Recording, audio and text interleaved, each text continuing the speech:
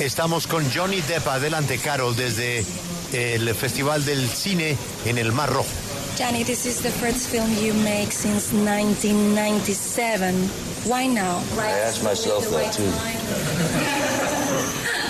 Why now? I mean, there are a couple of things that I've always had in the back of my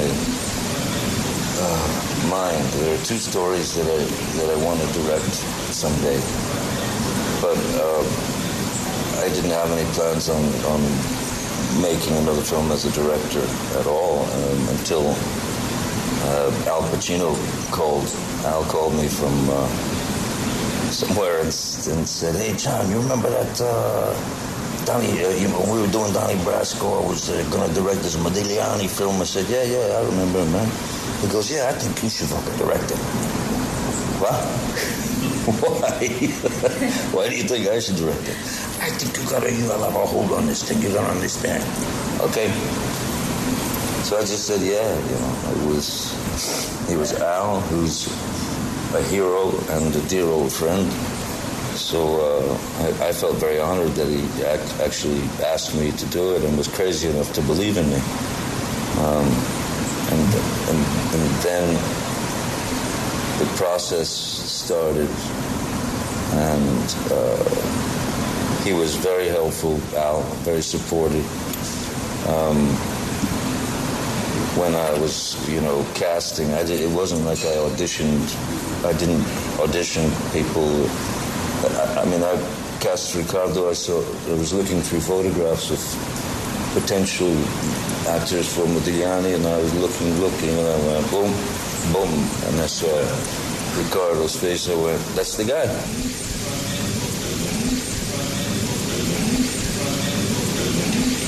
Bueno, le preguntaba ahí Carol a Johnny Depp por qué es la primera película que dirige desde 1997, por qué ahora, y él responde que también se hace la misma pregunta, porque ahora él responde que siempre ha tenido un par de historias en el fondo de su mente, siempre quiso dirigir algún día 2 historias, pero pues no tenía planes de hacer nada más como director. Nos dice que simplemente tenía esas historias en el fondo de su mente hasta que Al Pacino lo llamó y le dijo, recuerda cuando estábamos haciendo Donnie Brasco que iba a dirigir la película de Modigliani, y pues él se preguntaba por qué quieres que yo la dirija, porque eso fue lo que le propuso, pero al final simplemente le dijo que sí, que quería hacerlo porque venía una propuesta de Al Pacino, un viejo amigo, un héroe, y se sintió honrado de que le pidiera hacerlo y fuera lo suficientemente loco para creer en él. Y luego ya comenzó todo el proceso donde Al Pacino lo apoyó muchísimo, fue de gran ayuda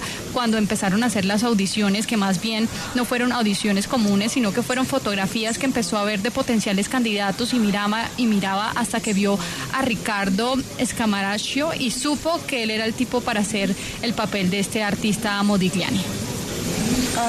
Why a film about Modigliani? It was done it was written in the spirit certainly of Modigliani. Like, of course, when I approach a script as an actor, you get these images or ideas, and you make every note in the world, so you understand this character. But with this, I had 4 or 5 characters that I would have to sort of understand each character. And of course, the more we were working, I could really see the character coming to life and just living, just being, that's what you want to see. You don't want to see acting at all. So, coming from where I come from and how I came up the ranks, I suppose, Modigliani was, of course, I have great admiration for his work, for his paintings, for his sculptures, all that.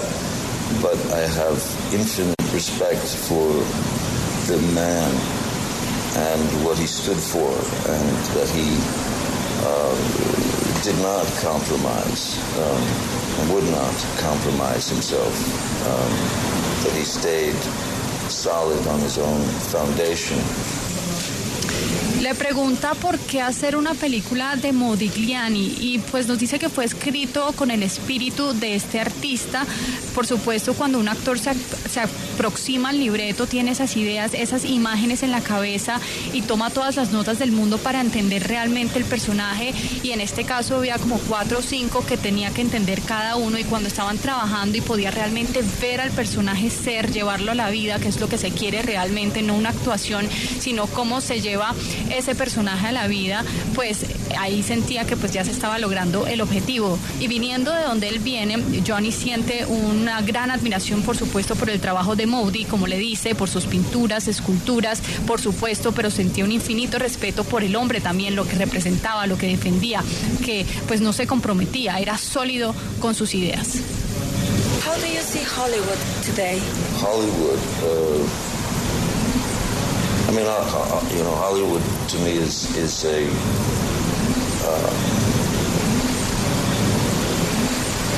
that's kind of like, you know, going to school.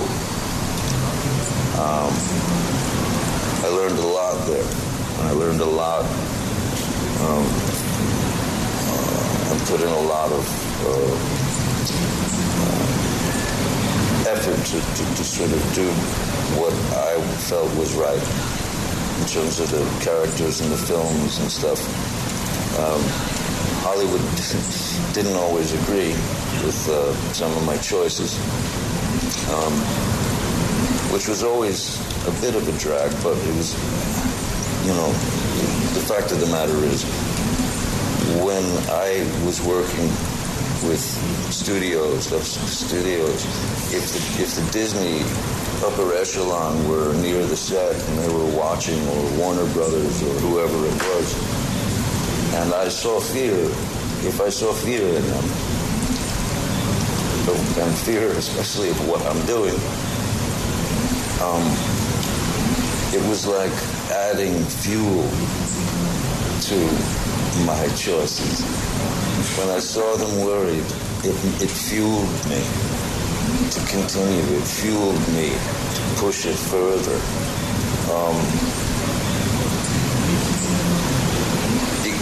Not because I wanted to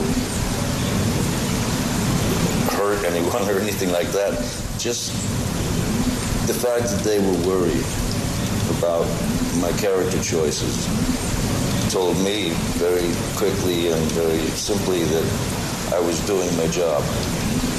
If they weren't worried, then I would feel I wasn't doing my job enough.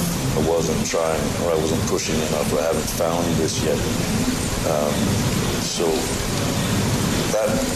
that's, you know, all that stuff is a great way to learn.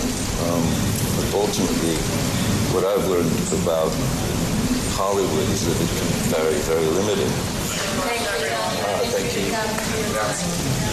Bueno, y al final le preguntaba a Carol a Johnny Depp cómo ve Hollywood hoy en día. Dice que Hollywood para él es como ir al colegio, porque le ha aprendido muchísimo. Dice que ha puesto mucho esfuerzo en hacer lo que él siente correcto en los términos del personaje, de las películas. Dice que Hollywood no siempre estaba de acuerdo con sus elecciones de personaje cuando trabajaba con los estudios como Disney, como Warner Brothers, con cualquiera que fuera, y si les veía miedo por lo que él hacía, era como si le echaran gasolina a sus elecciones. Cuando los veía preocupados, lo motivaba aún más a seguir más allá, a seguir presionándose, no porque quería hacerlos sufrir, ni herirlos, ni mucho menos, sino porque sentía que si a ellos les preocupaba esa elección que él había hecho del personaje, pues quería decir que estaba haciendo bien su trabajo. Si no les preocupaba, sentía que a lo mejor no lo estaba haciendo tan bien, no se estaba presionando lo suficiente, no había encontrado el personaje aún. Así que es una gran manera de aprender de Hollywood, y que a veces puede ser un poco limitado.